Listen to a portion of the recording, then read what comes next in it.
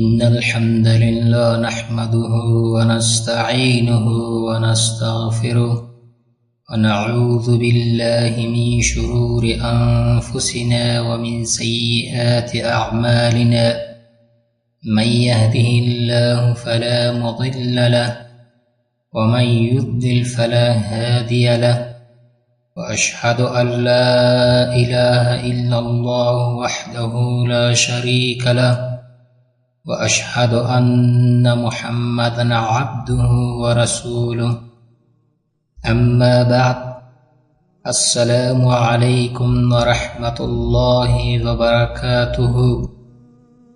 بلی سامعین محترم و برادران مجاهدم، از الله متعال می خواهم در هر جایی که هستید خرسند و خوشحال باشید و شب و روز خویش را در طاعت و عبادت و بندگی الله متعال سپری نمایید. بلی دوستانم، حال می آییم بحث خود را درباره یقین و توکل نمودن به الله متعال ادامه می دهیم تا اینکه یقین و توکل من شما نسبت به الله متعال بیشتر شود. بلی دوستانم، توکل نمودن به الله متعال یک صفت خوبی است. کسانی که دارنده چنین صفت زیبایی باشند الله متعال آنها را دوست می دارد. همچنان الله متعال در کلام خیش بار بار تکرار می کند: ای بندگانم بر من توکل نمایید تا اینکه تمام حوائج و مشکلات شما را برآورده بسازم. قال تعالی: وتوکل علی الحی الذی لا یموت. الله متعال می فرماید بر آن ذاتی که همیشه زنده است که هرگیز نمی میرد توکل کن.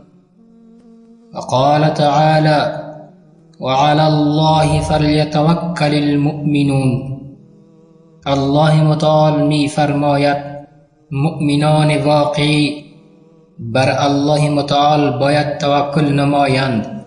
وقال تعالی: ومن يتوكل على الله فهو حسبه. الله متعال می فرماید کسی که بر الله متعال توکل نماید پس الله متعال او را کافی است. بلی دوستان گرامی، از صحابی بزرگوار عبدالله ابن مسعود رضی الله عنهما روایت است که رسول الله صلی الله علیه و آله و سلم فرمود: امتهای سابقه بر من عرضه شدند، پیامبری را دیدم با گروهی بسیار کوچکی کمتر از 10 نفر. پیامبری را با 1 نفر یا 2 نفر دیدم و پیامبری را دیدم در حالی که با او هیچ نفر نبود. ناگهان گروهی بسیاری را مشاهده کردم و گمان کردم که آنها امت من هستند. به من گفتند که این موسی علیه السلام و قوم او هستند، لکن بر من گفته شد که آن طرف و ناحیه دیگر نگاه کن. من هم آن طرف و ناحیه دیگر نگاه کردم، سیاهی بزرگی را مشاهده کردم. باز به من گفته شد به آن سوی دیگر نگاه کن. به آن سو نگاه نمودم، گروه زیادی را مشاهده کردم. باز به من گفته شد این امت توست، به آنها 70,000 نفر وجود دارد که بدون حساب و عذاب به بهشت داخل می شوند. بعدا رسول الله صلی الله علیه و آله و سلم برخاسته به خانه خیش داخل شدند مردم در مورد این اشخاص که بدون حساب و عذاب به بهشت داخل می شوند بحث کردند. بعضی گفتند شاید آنها اصحاب و یاران رسول الله صلی الله علیه و آله و سلم باشند و بعضی گفتند شاید آنها کسانی باشند که در اسلام متولد شده اند و به الله متعال شریک نیاورده اند و از این قبیل چیزهای دیگری گفتند. رسول الله صلی الله علیه و آله و سلم برایشان برآمده و فرمود درباره چه چیز بحث و گفتگو می نمایید؟ ایشان رسول الله صلی الله علیه و آله و سلم را با خبر ساختند. رسول الله صلی الله علیه و آله و سلم فرمود هم الذين لا يرقون ولا يسترقون ولا يتطيرون وعلى ربهم يتوكلون.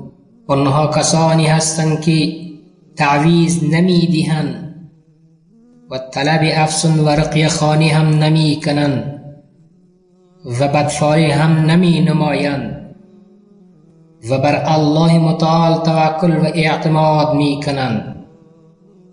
عکاش ابن محصن رضی الله عنه برخاست و فرمود ادعو الله ان یجعلنی منهم. یا رسول الله صلی الله علیه و آله و سلم دعا کن که الله متعال مرا از جمله آنها بگرداند. رسول الله صلی الله علیه و آله و سلم فرمود انت منهم، تو از جمله آنها هستی. بعد مرد دیگری برخاست و فرمود یا رسول الله صلی الله علیه و آله و سلم ادعو الله ان یجعلنی منهم. دعا کن که الله متعال مرا هم از جمله آنها به حساب آورد. رسول الله صلی الله علیه و آله و سلم فرمودند سبقک بها عکاشة، عکاشه بر تو سبقت گرفته است. متفق علیه. از ابو هریره رضی الله عنه روایت است که رسول الله صلی الله علیه و آله و سلم فرمود یدخل الجنة اقوام، مردمی به بهشت داخل می شوند افئدتهم مثل افئدة الطیر، قلبهایشان نسبت به توکل داشتن به الله متعال مانند قلبهای پرندگان است. رواه مسلم. از عمر بن خطاب رضی الله عنه روایت است که رسول الله صلی الله علیه و آله و سلم فرموده است لو انکم کنتم تتوکلون علی الله حق توکله، یعنی اگر شما به نحوی که شایسته است بر الله متعال توکل و اعتماد نمایید لرزقتم کما یرزق الطیر تغدو خماس و تروح بطانا. همان شما را الله متعال مانند پرندگان که صبح گرسنه بر می آیند و شمسیر باز می گردند روزی می دهد. از انس رضی الله عنه روایت است که رسول الله صلی الله علیه و آله و سلم فرموده است در زمان رسول الله صلی الله علیه و آله و سلم دو برادر بودند که یکی ایشان به حضور رسول الله صلی الله علیه و آله و سلم می آمد و دیگری کار می کرد. برادر که کار می کرد از برادر خیش به حضور رسول الله صلی الله علیه و آله و سلم شکایت نمود که من کار می کنم، زحمت می کشم. رسول الله صلی الله علیه و آله و سلم فرمود لعلک ترزق به، شاید تو به خاطر برادرت روزی داده می شوی. از ابن عباس رضی الله عنهما روایت شده است که فرمود ابراهیم علیه السلام هنگامی که در آتش انداخته شده بود این چنین می گفت: حسبنا الله و نعم الوکیل. همچنان برای رسول الله صلی الله علیه و آله و سلم گفته شد: ان الناس قد جمعوا لكم فاخشوهم فزادهم ایمانا. مردم برای مقابله با شما جمع شدند، پس از آنها بترسید، پس ایمانشان افزوده شد. فرمود: حسبنا الله و نعم الوکیل. در روایت از ابن عباس رضی الله عنهما آمده است، فرمود: آخرین سخن ابراهیم علیه السلام هنگامی که در آتش انداخته شده بود این بود که می فرمود: حسبی الله و نعم الوکیل، یعنی الله متعال مرا کافی است، چه یک نگهبان خوبی است. همچنان از ابن عباس رضی الله عنهما روایت است که رسول الله صلی الله علیه و آله و سلم فرمودند: یا الله، بر تو تسلیم شدم و به تو ایمان آوردم و بر تو اعتماد کردم و به تو رجوع نمودم و برای تو با دشمنان دین دشمنی ورزیدم. یا الله، به عزتت پناه می جویم که رب جز از تو نیست، از این که مرا گمراه سازی. تو زنده هستی که نمی میری، ولی تمام انسانها و جنیات می میرند.